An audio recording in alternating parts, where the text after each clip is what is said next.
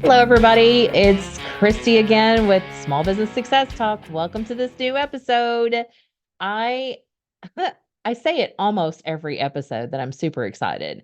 But really, when I get to meet new people and I get to hear their stories and what success looks like to them, things that they've learned, how they're working their business, growing their business, new innovative ways of thinking or doing stuff, it really does jazz me and I do get super excited. It completely makes my day. This is something that I thoroughly enjoy doing, and I'm so grateful to you, my listeners slash watchers out there who continue to come back to do the same thing, to listen to us have these great conversations that can help you in your professional development or even in your business development.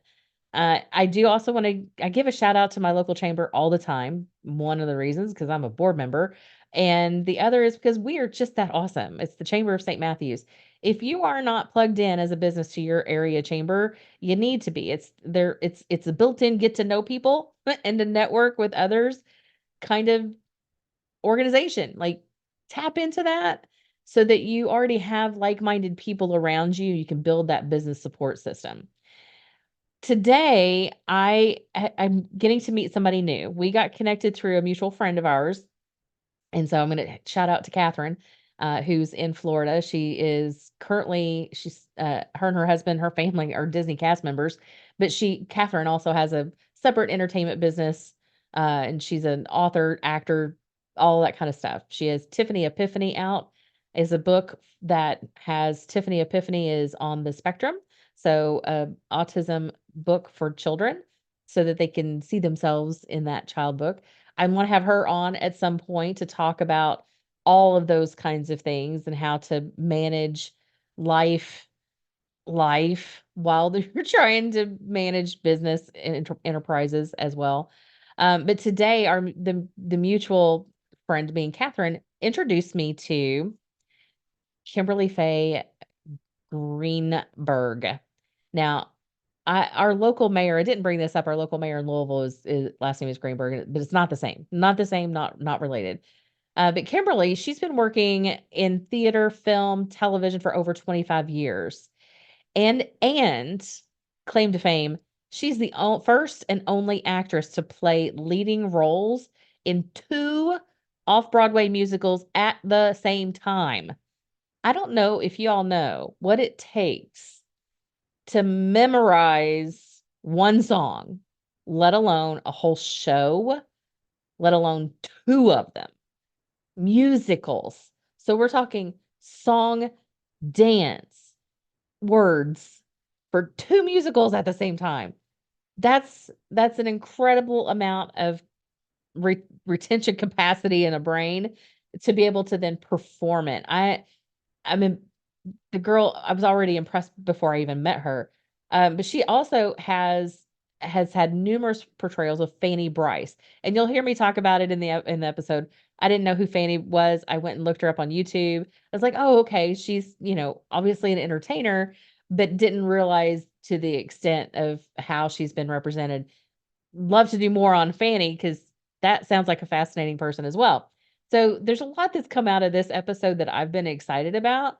And I want you to get to know her just like I did. She has a lot of great information and some great things came out of all of this that I will do in the wrap up as usual. But right now, I want to introduce you to my new friend, Kimberly Faye Greenburg.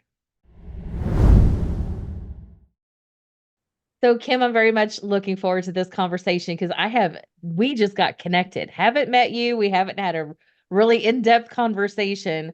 And I'm curious though, because you are, I believe, one of my first people who work in the entertainment business, Oh boy, yes.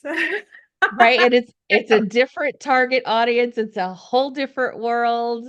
And I want to know what all that's like for you. So give me your origin story. I mean, tell me more about you and how you got to where you are. Oh wow. So I have been a performer coming out of the womb. Like my mother said, I used to dance to the Mickey Mouse Club in my crib. So I think it was destined.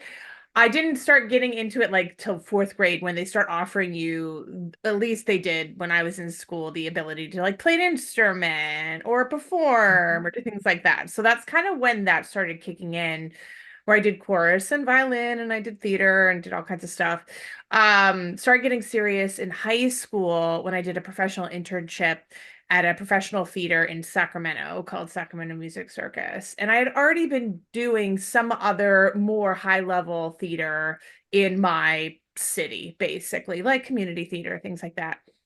And I just knew, having done an internship, and it was literally like it was a grind. It was doing 7 big musicals in 8 weeks. So you would, and it was with all professional performers, people who worked on Wait a second. stage. 7 big musicals and 8. So when you say big musical, give me an example of a I'm big talking musical. about, yeah, Will Rogers Follies, Sound of Music, Annie, Oliver. Okay.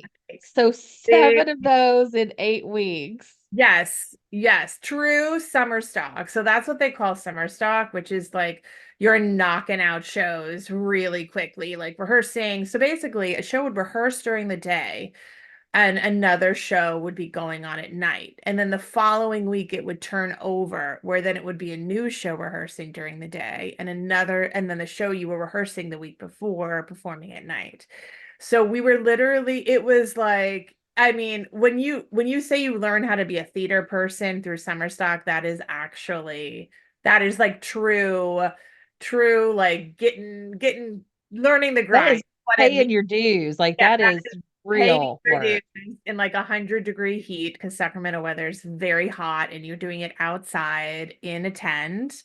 It was in the round, and the whole idea was it was very like old school musical theater. Since then, now have like it's still in a tent, but it's all air conditioning and all stuff like that. So like they also don't now they do not now do shows in 8 weeks. They do like 5 in like 2 months or something. So it's like it's Oh, very different. Of course, when you're my age, junior in high school, you're like gunning, that's like you're living your best life, basically, doing all the things, working in all the departments, being on stage, working backstage, working in costumes, like you're just literally experiencing the world. Um, so that was my first experience of professional theater.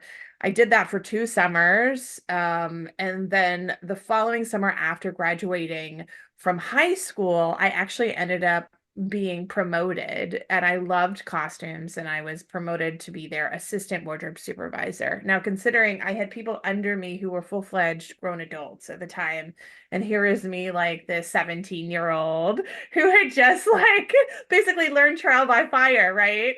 But they trusted me. So I did that. And actually, 2 summers later, the timeline might be a little off here, but like literally the following summer after I was the assistant, I became the supervisor. And I was in charge of many, many dresser volunteers who were, up from teens and kids all the way to, retirees, teaching them how to do what I had just done. I was working with big Broadway names, dressing the stars, things like that. So I was working this, I promise this is a very long story. I was working professionally and being paid as a professional. And that kind of led the way to doing other things in that market. However, at the same time, I was going to school to the University of California, Irvine, first to junior college, then to university, to become an actor. And so I got my degree in doing summer stock at Music Circus in the summer. And then literally I started booking work right away after I graduated from college in theater in LA. I ended up going on tour with a children's theater company. Several years later, fast forward, I moved to New York to be an actor. And things are going well, and I'm standing in line for an audition at like 5 in the morning, which is typical actor world, an open call. They call it a cattle call. And one of my volunteers from Music Circus walks past me on the street and says, "Oh, hey, what are you doing here?" I'm like, "Well, I'm here to be an actor." And I was like, "What are you doing here?" "Well, I came here to be a professional dresser on Broadway." And I was like, oh, like it didn't occur to me that what I was doing backstage in professional summer stock and getting paid, I could then move to New York and do because I was very focused on being an actor. So actually, he introduced me to some people on Broadway. I ended up booking my first Broadway show as a Broadway wardrobe dresser. That's people put people in the costumes backstage. So I ended up doing that in conjunction with acting, creating like a full, well-rounded career on stage and backstage. I've worked on over 25 Broadway shows as a Broadway wardrobe dresser. As an actor, I've done TV and film and Broadway and off Broadway. And my claim to fame is being known as the first and only actress to play leading roles in two off Broadway musicals at the same time. And one of those shows was playing Fanny Bryce in a solo show that got critical acclaim from the New York Times, the Associated Press. And if people listening don't know who Fanny Bryce is, she's made famous or kept alive really from Barbara's portrayal in Funny Girl. And Oh, I just, thank you. Okay, yeah, so thank you. Because yeah, I was like, I went to YouTube, I was like Fanny Bryce, because yeah. the name wasn't familiar to me. And I haven't, believe it or not, I have never seen the movie Funny Girl. Oh, So I know there's now a I'm lot. gonna have to go watch it. You have to watch it. She's like, the Funny Girl story honors her legacy and kind of like keeping her memory alive. But she has a really fascinating story, and she was actually like the America's first female comedian. She was the first big torch singer. She was one of the first big Broadway stars, first to infuse kind of her ethnic heritage into her comedy. She was the first big paid female radio star. Like there's so much that goes that she's like not really remembered now, but she left a huge legacy on Broadway musical theater and like American culture overall. So I don't think people really realize that. And through my portrayal of her, I'm kind of giving a more real life version. And people saw that. And I ended up being Fanny in other shows, other people's shows besides Funny Girl. And I ended up being asked to create my own show that's been traveling the United States for the past 10 years. Um, Congratulations. Thank you. It streamed online during the pandemic. And so that in and of itself has become kind of like career life changing for me. I get jobs because I'm known for playing this girl. I kind of created a brand for myself in the types of roles that I do, which helps me to get TV and film auditions and other auditions and other projects. And then the crux of this whole thing, on stage, backstage, Fanny, people were like, well, how are you doing all of this? Like, how are you able to work backstage, on stage? This wasn't like a thing that people would talk about or even really a thing that people did, because before the pandemic, um, it was very much the idea of like you focus on one thing. Like you Yeah, can't, I would assume you'd have yeah, your yeah, backstage is one kind of person, out yeah. front is a different, Yeah, the like two you don't can't mix. like spread yourself thin. You got to focus. I've never been that way, and I've kind of always moved against the grain a little bit, much to some people's chagrin, but then it's always kept me as an artist, as an entertainer, as somebody in the entertainment community. Even if you're not that familiar, you know, it's very hard to make a living in what we do. It's very fickle, and things come and go extremely quickly. So to create a well-rounded life, to create pay bills, you have to really do a lot of things. The pandemic sort of made the industry and people in the industry realize that this was a valid thing.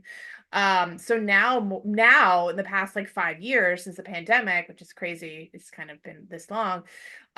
There are many, many, many more people talking about doing a lot of things and what we call like being a multi-hyphenate and an entrepreneur, like to support our artistry. You see that too with like top tier stars, like producing and directing and owning their own companies or starting their makeup line, or I mean, that's what everyone is doing. It just wasn't that people were talking about it before. And it was kind of like hush hush under the radar, don't tell people. Um, so basically, people were asking how I do all of this, and I started teaching others how to do it and writing articles and kind of becoming an expert as far as the business side of the business, more so in the theater realm, but I also do other things as well. And that basically, I became a coach. I became known as the Broadway expert. I became like, I teach workshops in universities and colleges. I have a book, which if you see a video that's like sitting next to me, that came out, that's like a bestseller on Amazon. And yeah, so that kind of, I kind of now like am a full-fledged, not just in like, I'm a full-fledged entrepreneur now in like a lot of small business, like in all areas. Like being a performer is a business in and of itself. You're always hustling for the next job. You have to learn how to pitch. You have to learn how to like audition. There's all kinds of contracts. You have people to help you, but it's definitely a business. Backstage, same. Coaching, book writing, author, all this, all one thing. And then Fanny Bryce is its own business because it's like a show traveling the country, and that has all its entities.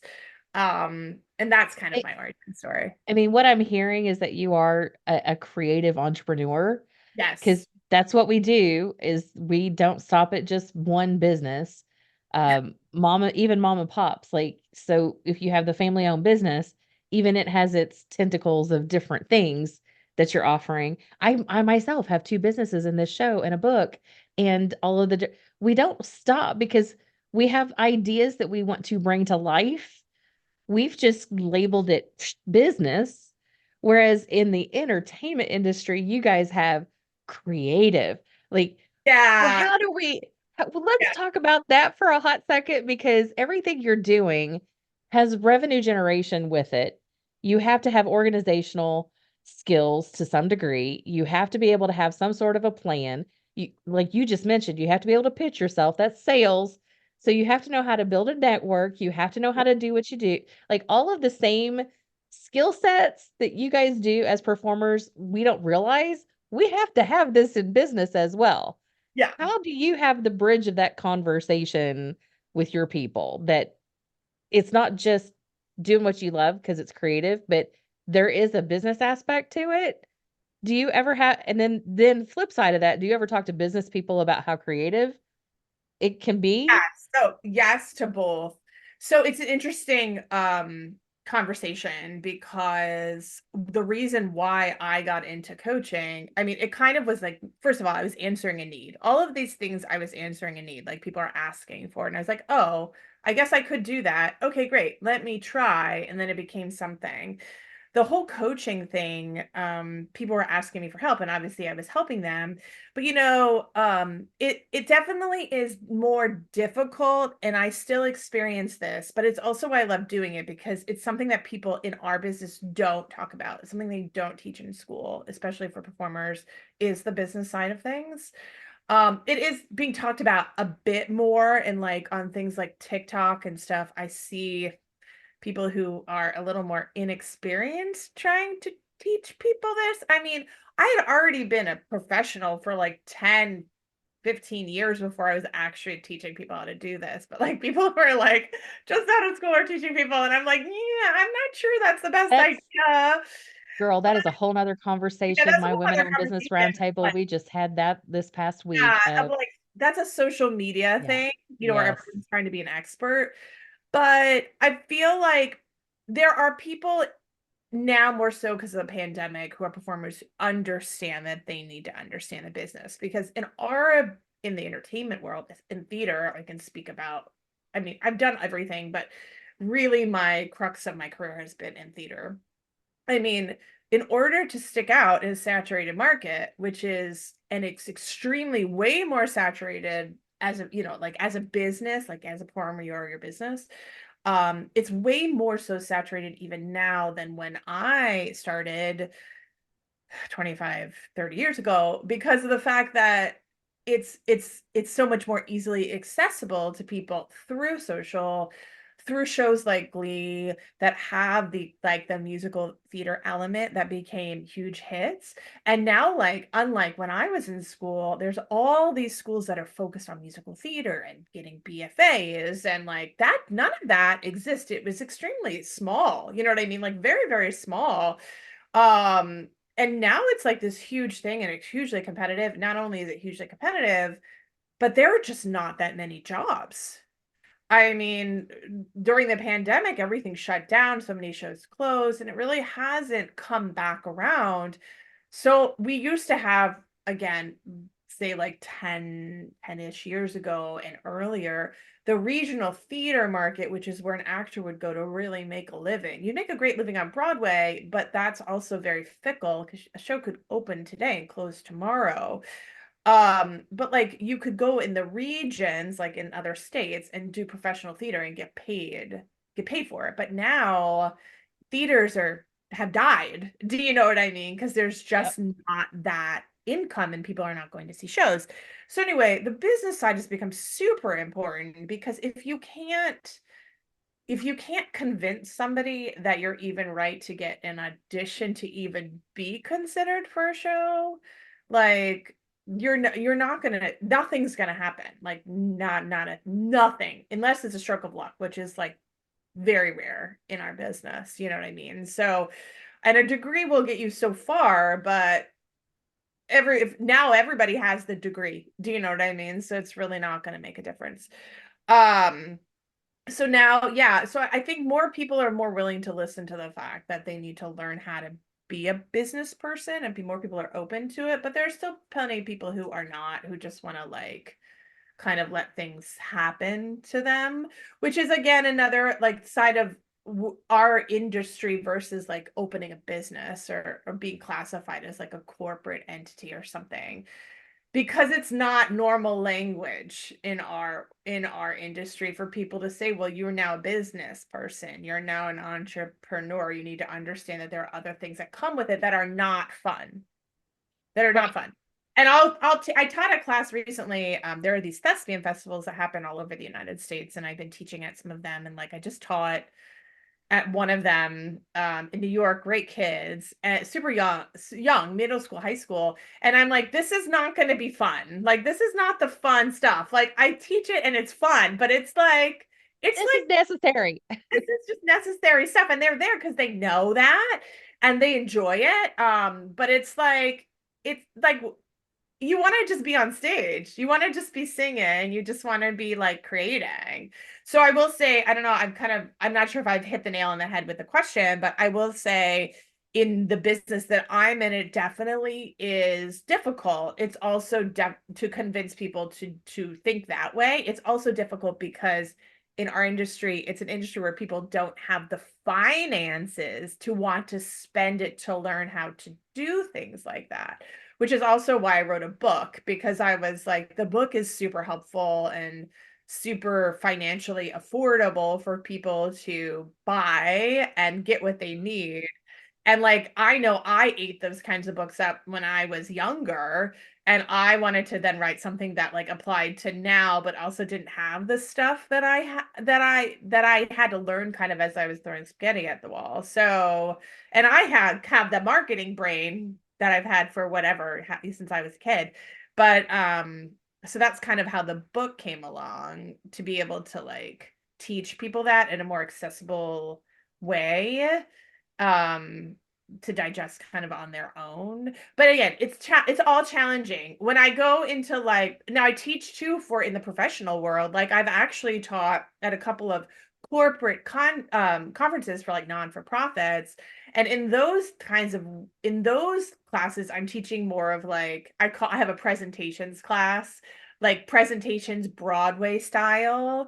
And basically, I give them a bit of like life as an actor, and then I teach them the tricks of the trait of being speaking and performing in front of individuals, and how that applies to them telling stories and getting people interested and breathing. And then I literally take them through an entire audition process, like just for fun, just so they can get an Oh, wait, idea. you even teach them breathing? Yeah, like a little bit of breathing, like how to like take the stage and like be comfortable and make eye Oh, contact okay. and then Yeah, tell yeah, yeah. stories, and because it's all about telling stories. But like, so it's easier to teach like the business stuff to people from a more corporate world, like more marketing world. I teach people backstage too. I teach people, who are writing books. I teach Hang people. on, let's go back to this whole breathing thing. Like Yeah, you're in a room of executive professionals, those people who just live the business language all day long. yeah. And now how receptive are they whenever you're like, okay, let's work on our breathing? No, they're in that room because they want to learn how to not be nervous and speak in front of individuals. So, in actuality, I'm sure there is that. This is so weird. Why are we doing this? Do you know what I mean? But I come at it with, well, the purpose of this is, don't we feel better? You know what I mean? Like, you're going to take an air because our body functions with taking breath and air, and it will relax you. And then, you know what I mean? When they understand where it's coming from. So, it's not that weird. It's not that weird. But just know whenever I do something, because I do have that my presentation about applying the hero's journey to your own life, and I add the superhero twist to it. So if Yeah. somebody says, absolutely, let's do the superhero thing. That would be fun.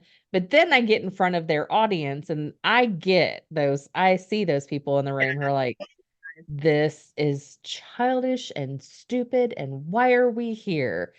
But then you have to, like you just said, like explain why this is appropriate. And then they're like, oh, okay. There was actually one day, a guy was very dismissive when I was like asking for input in the audience, and he was like, "No, you're gonna have to skip me." And I was like, "Okay." I just kept on going, don't miss a beat. At the end of it, caught him in the hallway, and he's like, "Yeah, I was about to cry, so I couldn't talk." I was like, oh, got But it." that's a compliment to you and the work. That was actually ended up being a compliment. So Yeah. it's interesting because, back to I grew up in a career environment in which entertainment was entertainment purposes only, right? My corporate environment did not consider entertainment as its own business, but as a piece to include to make people smile. Right. I've been in advertising and marketing for years with big names, small names, and that, you go watch entertainment to get away from your normal day. Whereas you are in the business of entertainment and it Yeah. is all integrated. Yes. Otherwise, you can't make a living. So if you want to not be a hobbyist and be a career person, you got to implement all the other stuff. It's still, I mean, it's still extremely difficult, don't get me wrong, but yeah, you have to just you either have it inherently in you or you got to find somebody who can teach you how to do it. How do you think the business worlds, the classic corporate worlds could benefit by incorporating what you know as an entertainer and a performer? Oh gosh, that's an interesting question. I feel like, it's just a happiness level. You know what I mean? Because like I Tell me think more. uh, the weird thing about being an entertainer, most of us who are in it long term, like while I do all these things, they're all related. They all help each other grow in one way or another. They're all pieces of my pie. And it makes me feel fulfilled. It makes me stay in my career and it makes me have longevity until I retire, right? Or maybe not even retire until I die or whatever. And the business that I'm in is so full of negative. It's like every day, three, four no's. You put out emails, no one answers. You're throwing things at the wind as smartly as you can, and maybe nothing happens, which is true.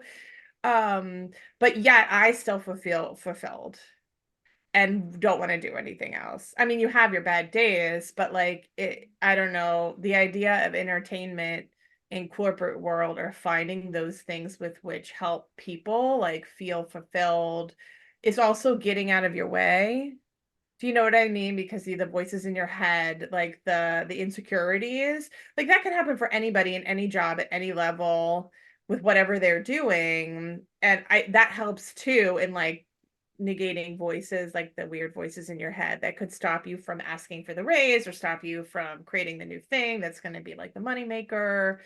And using that creative brain that comes from all the entertainment side of it, to create the new things that are the new big whatever, you know what I mean? Like the new Amazon, the new, especially now with like social media, so much of business now is creative because of like people have to make the posts and stuff on social, which have to be entertaining, which have to be all of that kind of stuff too. So like if you're not feeding that side of you, even if it's just like you're bringing somebody in for a talk or like team building, like I host events too as like part of my actor and like world, and it's like I work with plenty of corporate clients and they're doing team building and they're doing these activities to like kind of get to know each other, get out of their own way, get out of the head, get out of the office so they can be like, oh wow, that was great, now I can go back to my desk and feel like everything is right with the world even though maybe it's not, you know what I mean, that kind of stuff. So there's all kinds of different creative thinking mindset, for things that have to do with all of Love that. that. So Yeah. some other questions I typically will ask my guests is because one of the purposes behind this show is that we share our insights and learnings and how we've been inspired and motivated along the way. You are an actual like bring a person from the past to life with Fanny Bryce.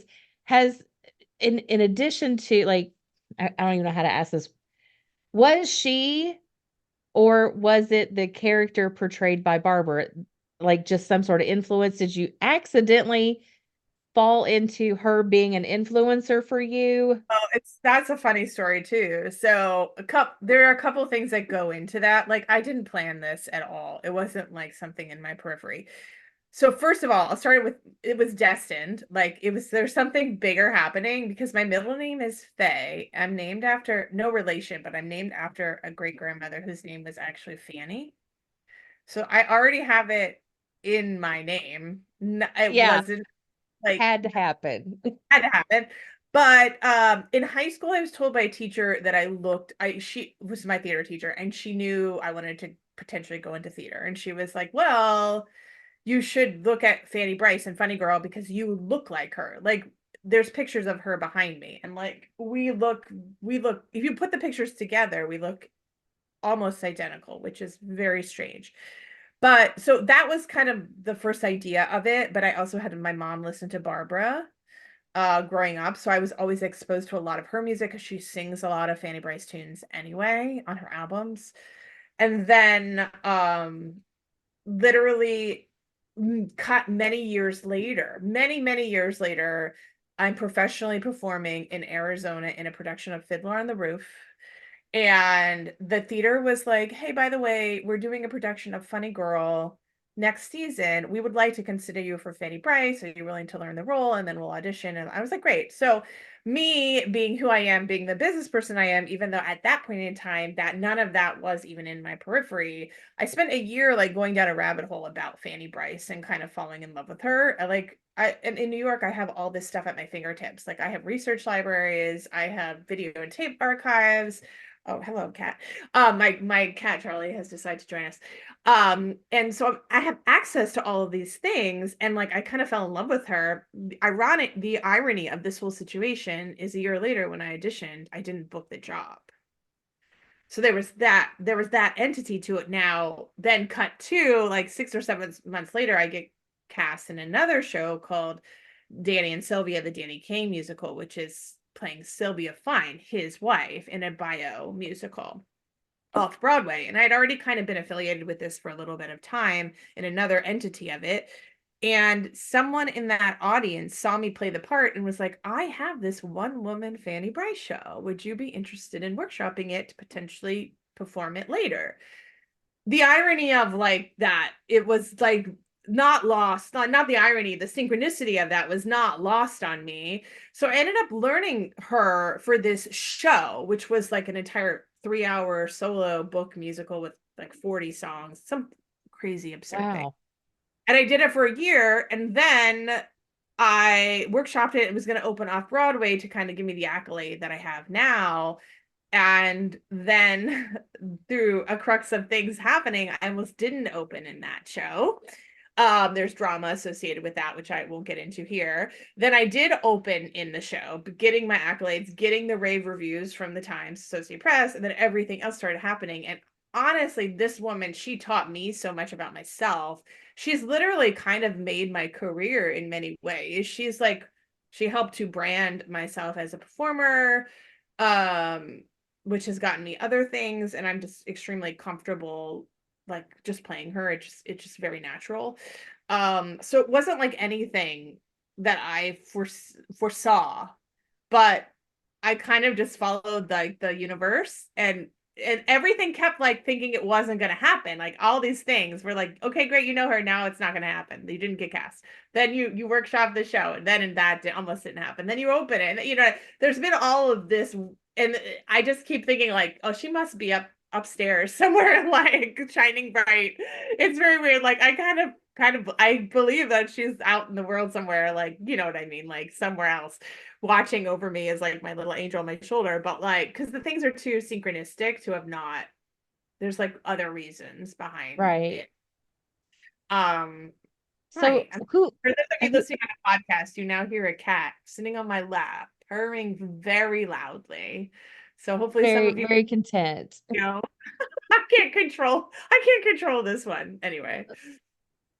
So do you have any others that have influenced you? Like obviously she's a out front, but who else over the course of your career has been an influencer for you or somebody that has just like really been a good mentor? Oh goodness. I've had so many teachers. I've had like above and beyond. I think the thing that I've been very lucky to have is teachers who have always been extremely honest with me. Um I like there's too many to name. I think as far as like acting stars and things like that, I don't know if that's been a huge influence for me or not. Um Being a performer is so ingrained in my body, like I honestly don't know where that came from either because it doesn't really run in my family in any way. Um I think it's just more so of like I don't know, just like trusting the teachers that have like brought me to where I am.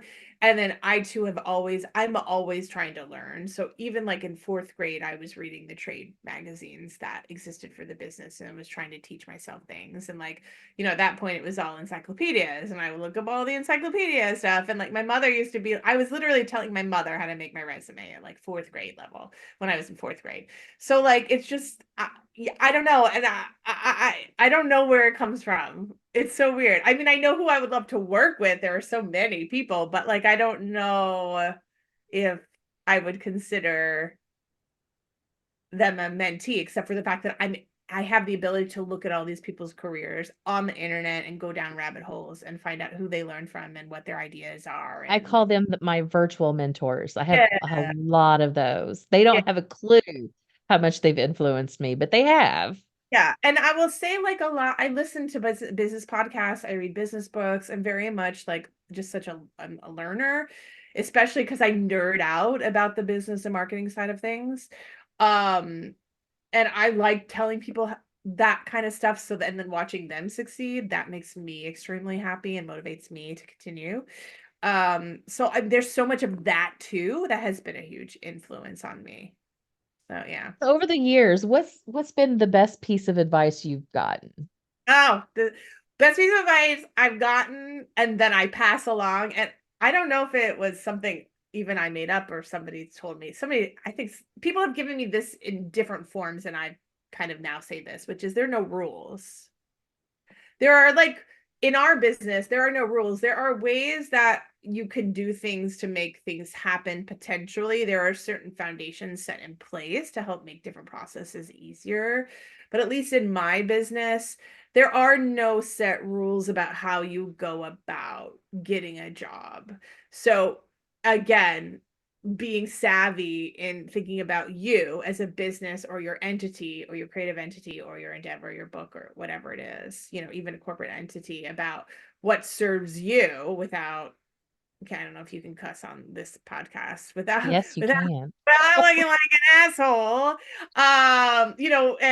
And being thinking about answering needs of others because that is what you're doing, is kind of like the no rules part of it. It's like, don't be afraid to every time I go outside the box and do the thing that I think is like, oh, the scary thing, or do make the big ask that I'm not sure if I can actually ask, is when the opportunities happen. Do you know what I mean? That's I mean, they true. all happen, but like, you don't know unless you try. Like, what's the The worst? worst that's going to happen is they say no. Or nothing happens. Who cares? You know what I mean? As long as you're going about it in a way that you're serving somebody else, in a way that you're showing yourself in the best light.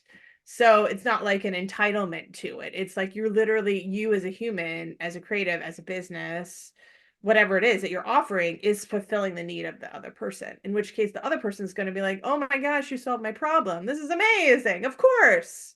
Do you know what I mean? So it's like the no rules idea. I love that. Okay, last question. I ask everybody, final question. What does success look like for you? God. Wow. Okay. For me, I there are days I don't feel successful.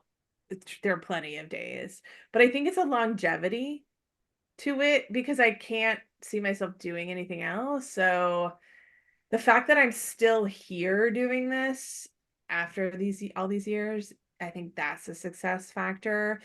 I think also success is like, again, which was super difficult for me early on, but a little easier for me to do now, which is like make my own way. Like you got to be willing to make your own way. And Welcome that, to entrepreneurship. yeah, you're the person that starts the trend. Like you don't intend to start a trend or like a million other people to do the thing. Like that's not your intention. Do you know what I mean? But it kind of does start the things rolling. So I think that's kind of like an idea of success because if I look at it from like a financial standpoint, that's never going to serve me well because of the businesses that I'm in. You know what I mean? I never know what that thing's going to be. But as long as I can support myself, make a living and be, over the long haul doing what I love because I've created this well-rounded life, I think that's the idea of success.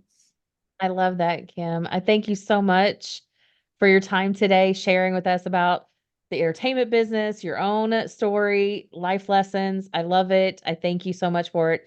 We've got to stay in touch. We'll revisit this again, I'm sure.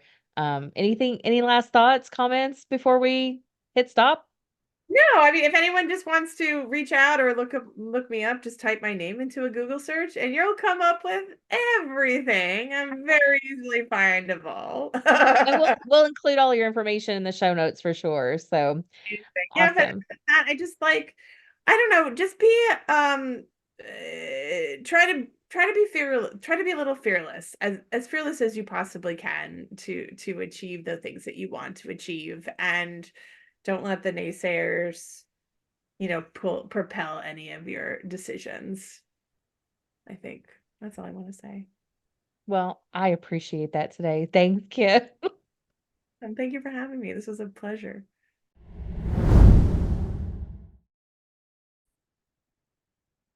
Didn't I tell you how awesome was that?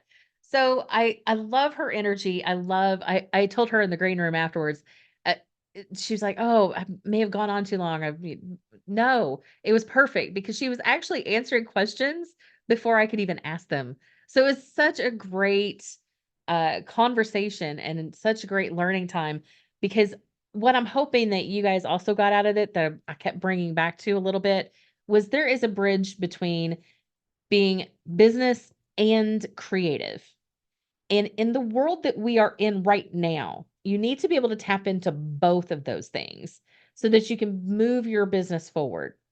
I also loved her advice at the end. No rules. Like things are not cookie cutter like they used to be 20 years ago. Take that limitation away and now see the world for all that it could be. And in my coaching business, I learned follow the energy. Just like she calls it the synchronicity of what the universe was unfolding for her in this whole Fanny Bryce story. Follow that, but you have to be open to those possibilities. The way to get there is to look at life as there really are no real rules to it. So how you get to some place can look different than somebody else's path on how they got there. And it's just I really enjoyed the conversation. And of course, in the green room, I got to, see the cat more too. So that was fun for me. Love that she's like, just be fearless about it. Loved hearing all of the entertainment. And if you guys don't realize how big the entertainment business actually is, if you've never looked to see, go look it up. The numbers, the revenue is astronomical. And there's been some group pictures every so often, and I think it was Avengers. It was the Avengers movie.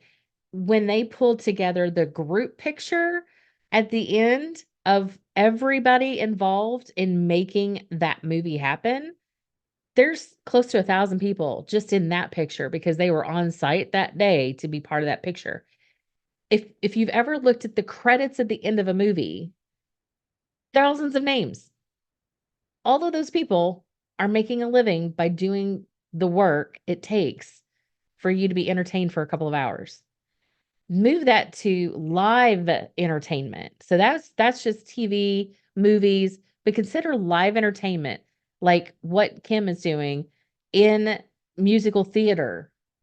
I also have a friend of mine, Conway, who does house concerts. He'll bring in a singer-songwriter, and there's 30, 40 of us in his house, and we get a private concert with that singer-songwriter, and I am telling you that experience is unmatched by anything that you're gonna get from Taylor Swift on the Eras Tour by movies, like streaming. It's not the same, and it's a whole different vibe, feel, experience, and you just can't experience music the same if it's not live. And theater, when people are pouring into that role, and oh my gosh, and she's been doing this for over 25 years, and to know that it's been in her DNA since she was born. And some people are born natural, whatever you are born naturally that way. Others of us have to work a little bit, and that's what she also teaches. Others of us that may be a little too corporate-y, how to loosen up and tap into that creative side, that we all do have a creative side. It may not just come supernatural, but it's there. So I would encourage you to tap into that. Take the advice that she's given and, play a little bit in your business and see what happens, and follow that energy and be innovative and creative, because that's really what she's talking about, is innovation comes from being more creative in your business. So with that, I hope that you enjoyed this episode as much as I did, and I look forward to seeing you on the next one of Small Business Success Talk. I've been your host, Christy Smallwood.